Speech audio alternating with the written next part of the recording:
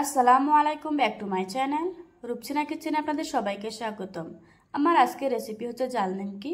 এটা বানানো একদম সহজ আর খেতে অনেক বেশি মজার হয়। চলুন তাহলে রেসিপিটা দেখে নেওয়া যাক। নিচ্ছি 1 কাপ আটা, দিয়ে দিচ্ছি 1/2 চামচ চিলি ফ্লেক্স, দিচ্ছি 1/2 চামচ কালো জিরা, তারপর দিয়ে দিচ্ছি 1/2 চামচ আস্ত জিরা, দিয়ে দিচ্ছি কিছু কাঁচামরিচ কুচি, তারপর দিয়ে দিচ্ছি 1/2 চামচ চিনি। আপনারা চাইলে স্কিপ করতে পারবেন। দিয়ে দিচ্ছি স্বাদ মতো লবণ। এবার আমি সবগুলি উপকরণ খুব ভালোভাবে মিশিয়ে নেব। নিমকিটা আমি লাল আটা দিয়ে বানিয়ে নিচ্ছি, আপনারা চাইলে সাদা আটা দিয়েও বানিয়ে নিতে পারবেন।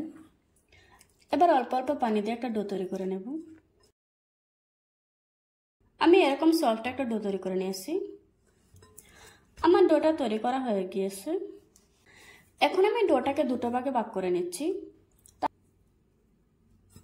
তাহলে রুটি বেলতে সুবিধা হবে।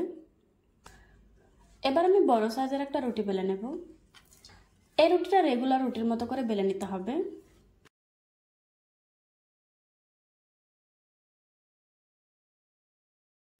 আমার রুটিটা বেলে নেওয়া হয়ে গিয়েছে।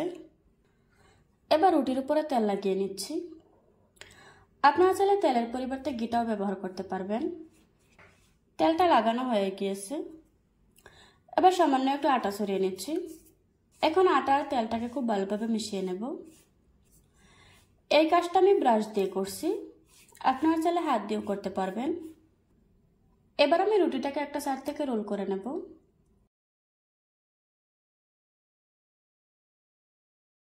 রোল করে নেওয়া হয়ে গিয়েছে। এখন একটা ছুরির সাহায্যে ছোট ছোট করে কেটে নেব। প্রথমে সাইডের অংশটা কেটে বাদ দিয়ে দিচ্ছি, তারপর এরকম ছোট ছোট করে কেটে নিচ্ছি। এবার আমি নিমকির জন্য রুটি বানিয়ে নেব। প্রথমে এটাকে চাপ দিয়ে নিচ্ছি। এবার আমি রুটি বেলে নেব। এই রুটিটা যতটা সম্ভব পাতলা করে বেলতে হবে। আমি এরকম পাতলা করে একটা রুটি বেলে নিয়েছি। এবার আমি ভাঁজ দিয়ে নেব। প্রথমে এভাবে করে ভাঁজ দিয়ে নিচ্ছি, তারপর আবারও ভাঁজ দিয়ে নিচ্ছি, তারপর একটা কাঁটা চামচ দিয়ে কেটে দিচ্ছি। আমার একটা নিমকি বানানো হয়ে গিয়েছে। এভাবে করে আজকে আমি সবগুলো নিমকি বানিয়ে নেব।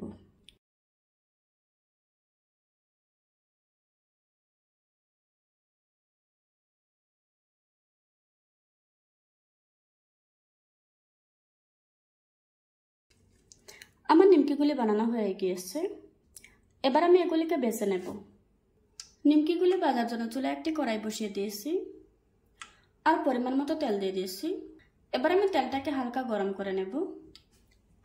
তেলটা গরম হয়ে গিয়েছে। এবার গরম তেলের উপর নিমকিগুলি দিয়ে দিচ্ছি।